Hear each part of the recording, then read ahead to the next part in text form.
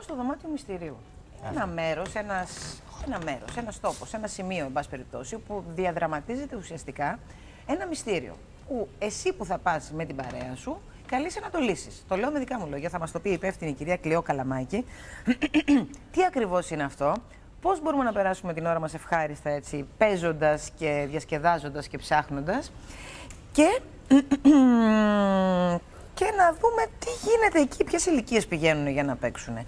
Ο Γιώργος μας είναι εκεί. Γιώργο! Ελένη μου, τι κάνεις? Είμαι μια χαρούλα, εσύ? Πάρα πολύ καλά. Πίστεψέ με, έχω έρθει εδώ στο κέντρο της Αθήνας, συγκεκριμένα Διοχάρους 11. Σε πιστεύω. Είμαι εδώ δίπλα με την κυρία Κλειό Καλαμάκη. Ναι. Όταν μπήκα μέσα, Ελένη, σε αυτό το χώρο το είδα σαν σπίτι πολύ φιλόξενο, αλλά τελικά είδα ότι κρύβει πολλά υποχθόνια πράγματα. Αλλά θα στα πει με περισσότερες λεπτομέρειες η κυρία Κλειό. Γιώργο, Γιώργο μου, καλησπέρα. έπαιξες εσύ. Δηλαδή, μπήκες να το δοκιμάσεις λίγο, να δεις τι πρέπει να κάνετε κτλ. Μπήκα, Ελένη, το δοκίμασα, έχω κλείσει ήδη παρέα για να έρθω. Είναι πάρα πολύ ενδιαφέρον. Αλεξάνδρου, έλα! Σου έχω το δωμάτιο. Λοιπόν, για πάμε λίγο στην κυρία Καλαμάκη. Καλησπέρα σας. Καλησπέρα και σε Εμείς εσάς. είμαστε ένα ζωντανό παιχνίδι απόδρασης, γεμάτο μυστήριο. Πώς γίνεται λοιπόν, για πείτε μας, πόσοι μπορούν να συμμετάσχουν σε αυτό, πώς το κλείνουμε, Αυτή τη στιγμή πόσο έχουμε δύο διαρκεί. θεματικά δωμάτια. Μπορούν να παίξουν ομάδες από 3 ως 5 παίκτες, οι οποίοι επιλέγουν κάποιο θεματικό δωμάτιο. Το ένα είναι το γραφείο του Τζον Μονρό και το άλλο είναι το Taken. Μπαίνουν λοιπόν οι παίκτες μέσα και έχουν να λύσουν ένα βουνό από λουκέτα, γρίφους και όλο το μυστήριο του δωματίου μέχρι να καταφέρουν να βρουν τον τρόπο να αποδράσουν. Να ρωτήσω κάτι. Ας πούμε Βέβαια. ότι εγώ έχω έρθει μια φορά, το έχω παίξει, έχω βρει τη λύση ή δεν την έχω βρει, αλλά ξέρω πια τι γίνεται.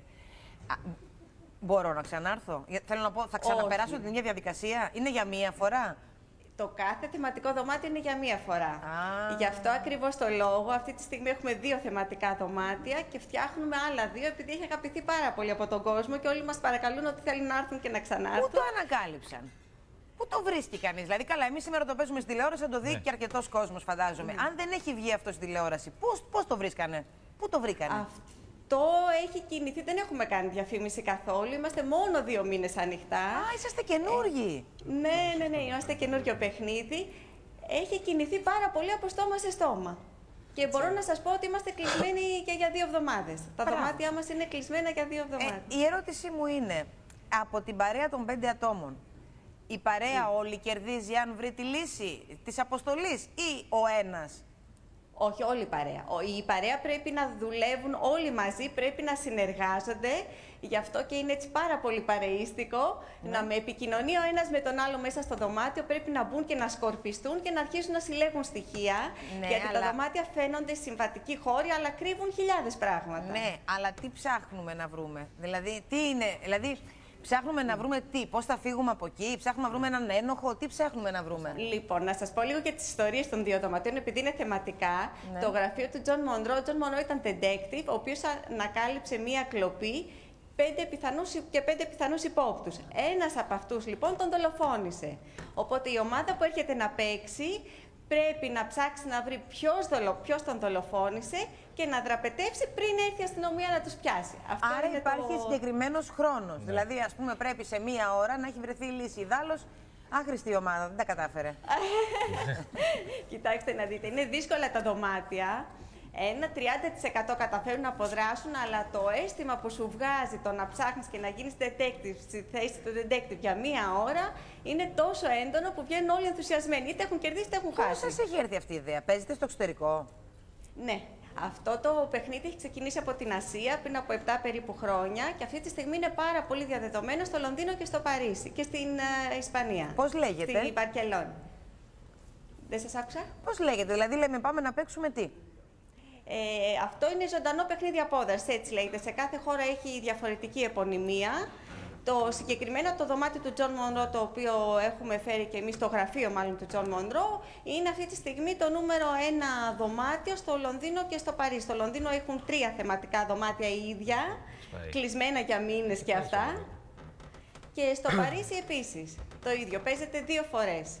Μάλιστα. Το Taken, που είναι το δεύτερό μας δωμάτιο, μας το έφεραν από το εξωτερικό και μας το έστεισαν εδώ πρώτη φορά. Τι θα πρέπει να έχει ένας παίχτης για να τα πάει καλά? Θα πρέπει να συνεργάζεται με τους υπόλοιπους παίκτες και θα πρέπει να ψάχνει πάρα πολύ. Δεν πρέπει να είναι καθόλου στατικός. Πρέπει να ψάχνει, να γυρίζει, να αναποδογυρίζει, έπιπλα, αντικείμενα, όλα, να σκαλίζει τα πάντα. Μάλιστα. Πολύ ωραία ιδέα. Ιδέα και για πάρτι, ιδέα και για παρέες για να πάνε να περάσουν ωραία, να ξεσκάσουν, να κάνουν κάτι διαφορετικό. Μπορείς με την εταιρεία για να έρθουν κοντά οι συνάδελφοι. Αυτά είναι πάρα πολύ ωραία. Οι συνάδελφοι να μην είναι στην ψυχολογία τη δικιά σου, να έχουν και λίγο νεύρα και άμα δεν τα πηγαίνουν καλά να τους πλακώσεις όλους. Εδώ μπροστά είναι το κλειδί. Ποιος κλείνεται σε αυτό το δωμάτιο με την Ελιάνα? Αυτό είναι ένας γρίφος που θα λυθεί σε άλλο δωμάτιο. Σας ευχαριστούμε πάρα πολύ. Καλό σας απόγευμα. Λοιπόν.